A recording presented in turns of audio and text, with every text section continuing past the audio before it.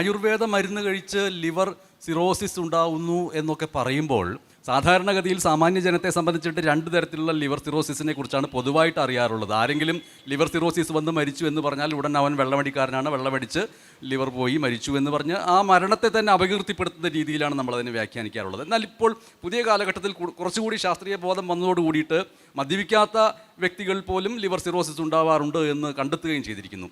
അതിൻ്റെ അടുത്ത ഘട്ടം എന്നുള്ള നിലയ്ക്കാണോ ആയുർവേദ മരുന്നുകൾ നിരന്തരമായിട്ട് കഴിക്കുന്നതിൻ്റെ ഭാഗമായിട്ട് ലിവർ സിറോസിസ് ഉണ്ടാകുമെന്ന് പറയുന്നത്? ഒപ്പം തന്നെ ഇപ്പോൾ ആയുർവേദത്തെക്കുറിച്ചുള്ള ധാരണയോ തെറ്റിദ്ധാരണയോ എന്താവട്ടെ, ഇപ്പോൾ എല്ലാ ദിവസവും നെല്ലിക്ക ധാരാളം ജ്യൂസാക്കി കുടിക്കുക, അല്ലെങ്കിൽ പാവയ്ക്ക കുടിക്കുക, ഇങ്ങനെയൊക്കെ കുടിച്ചവരിൽ ലിവർ സിറോസിസ് ഉണ്ടാവുന്നുണ്ടോ എന്നുള്ളത് അതിൻ്റെ അടുത്ത ഘട്ടമായിട്ടും പറയാവുന്നതാണ്.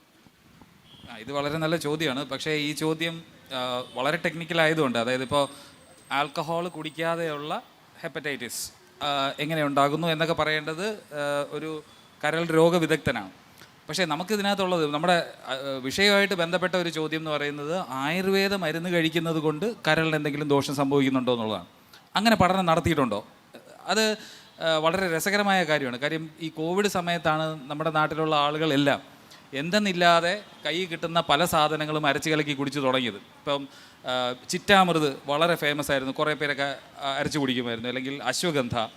ഇതല്ലാതെ പലപ്പോഴും പ്രോപ്പറായിട്ട് ഉണ്ടാക്കി എന്ന് പറയുന്ന ഷെൽഫിൽ നിന്ന്, ഓഫ് ദ ഷെൽഫ് എന്ന് പറയാൻ പറ്റുന്ന കുറേ ആയുർവേദിക് പ്രിപ്പറേഷൻസ് എല്ലാ ആളുകളും എന്ത് ചെയ്യും, ഈ സമയത്ത് പ്രതിരോധം കൂട്ടാൻ എന്നൊക്കെ പറഞ്ഞ് കഴിച്ചു തുടങ്ങി. അപ്പോൾ ഈ സമയത്ത് കഴിച്ചു തുടങ്ങിയ പലരുടെ അടുത്തു നിന്നും ഈ കരൾ രോഗങ്ങളുടെ എണ്ണം കൂടുന്നതുകൊണ്ടും കരൾ രോഗ വിദഗ്ധൻ്റെ അടുത്ത് വന്നപ്പോൾ പല കാര്യങ്ങൾ ചോദിച്ചു. നിങ്ങൾ അത് ചെയ്യുമായിരുന്നോ, ഇത് ചെയ്യുമായിരുന്നോ?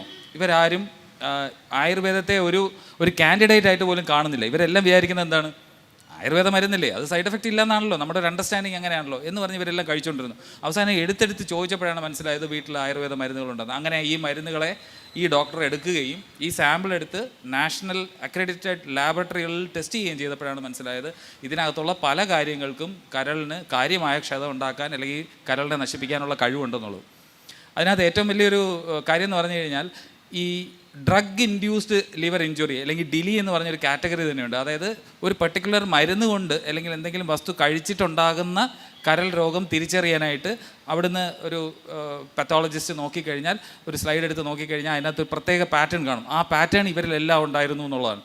അതിനുശേഷം കൂടുതൽ പഠിക്കുകയും ഈ മരുന്നുകളൊക്കെ നോക്കുകയും ചെയ്തപ്പോൾ ഇതിനകത്തുള്ള മാരകമായ കെമിക്കലുകളാണ് ഈ പറഞ്ഞ ദോഷം ഉണ്ടാക്കിയിട്ടുണ്ടെന്നുള്ളതിന് തെളിവ് സഹിതം വളരെ നിലവാരമുള്ള പിയർ റിവ്യൂഡ് ജേണൽ എന്ന് പറയും, ഹെപ്പറ്റോളജിയുമായിട്ട് ബന്ധപ്പെട്ട ഏറ്റവും ഗുണനിലവാരമുള്ള ജേണലുകളിൽ അത് പ്രസിദ്ധീകരിക്കപ്പെട്ടു.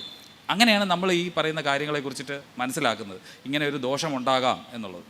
അപ്പോൾ അതാണ് അതിനകത്ത് ഏറ്റവും പ്രധാനപ്പെട്ട കാര്യം. മറ്റൊരു ചോദ്യം കൂടെ ഉണ്ടായിരുന്നു തോന്നുന്നു, അതായത് നെല്ലിക്ക, പാവയ്ക്ക, അതൊക്കെ ഈ നെല്ലിക്ക പാവയ്ക്കൊക്കെ അരച്ച് കലക്കി കുടിച്ചത് കൊണ്ട് ലിവറിന് പ്രശ്നം ഉണ്ടാവുമെന്നല്ല. ഇപ്പോൾ ബിലിംബി ടോക്സിസിറ്റിയായിട്ട് ബന്ധപ്പെട്ട് ട്രിവാൻഡ്രം മെഡിക്കൽ കോളേജിൽ നിന്ന് ഒരു പഠനം വന്നിട്ടുണ്ട്. അതായത് ആരോ പറഞ്ഞു കൊടുത്തു, നെല്ലിക്ക എന്നൊക്കെ പറഞ്ഞ ദോഷമില്ല, അല്ല പുളിഞ്ചിക്ക എന്നൊക്കെ പറഞ്ഞ ദോഷമില്ലാത്തതല്ലേ, നിങ്ങൾക്ക് പ്രഷർ കുറയ്ക്കാൻ വളരെ നല്ലതാണ് പുളിഞ്ചിക്ക, രാവിലെ ഒരു 10-15 എണ്ണം ഡെയിലി കഴിച്ചു നോക്കൂ, അല്ലെങ്കിൽ ജ്യൂസ് അടിച്ച് കുടിക്കുമെന്ന്. ഈ പുളിഞ്ചിക്ക കഴിക്കരുതെന്നല്ല അതിൻ്റെ അർത്ഥം. 1-2 പുളിഞ്ചിക്ക വല്ലപ്പോഴും കഴിക്കുന്നതുകൊണ്ട് കുഴപ്പമില്ല. പക്ഷേ സ്ഥിരമായി മരുന്നും ആഹാരം തമ്മിലുള്ള വ്യത്യാസം നമ്മൾ തിരിച്ചറിയണം. ആഹാരം എന്ന് പറഞ്ഞു കഴിഞ്ഞാൽ ജീവിക്കാനായി, നമ്മുടെ ഉപാപചയ പ്രവർത്തനത്തിനായി എന്നും കഴിക്കുന്ന കാര്യമാണ്. എന്നും നമ്മൾ ഒരേ ആഹാരമല്ല, ഇന്ന് സാമ്പാറാണെങ്കിൽ നാളെ പുളിശ്ശേരി ആയിരിക്കും, മാറ്റി മാറ്റി കഴിയും. ഇവർ മരുന്നെന്ന് പറഞ്ഞ് ഒരു കാര്യമില്ലാതെ, പുളിഞ്ചിക്ക് നമുക്ക് 1-2 കഴിക്കാൻ പറ്റുള്ളൂ, പക്ഷേ ജ്യൂസ് അടിച്ചാൽ ഒരു ഗ്ലാസ്സൊക്കെ വേണമെങ്കിലും കുടിക്കാം. ഇവർ കഷ്ടപ്പെട്ട് എല്ലാ ദിവസവും കുടിച്ചു, അവർക്ക് ടോക്സിസിറ്റി ഉണ്ടായി. ഇതുപോലെ തന്നെ നെല്ലിക്കയെ പറ്റിയും ചില ദോഷങ്ങളുള്ളതായിട്ട് പഠനങ്ങൾ വന്നിട്ടുണ്ട്. അപ്പോൾ നമുക്ക് അറിഞ്ഞുകൂടാത്ത ഒരു കാര്യം, എന്തിനാണ് വെറുതെ അങ്ങനെ ഒരു എക്സ്പെരിമെൻറ്റ് ചെയ്യുന്നത്? എന്നാൽ പ്രഷർ വല്ലതും കുറയോ? അതുമില്ല. അതെ, ഈ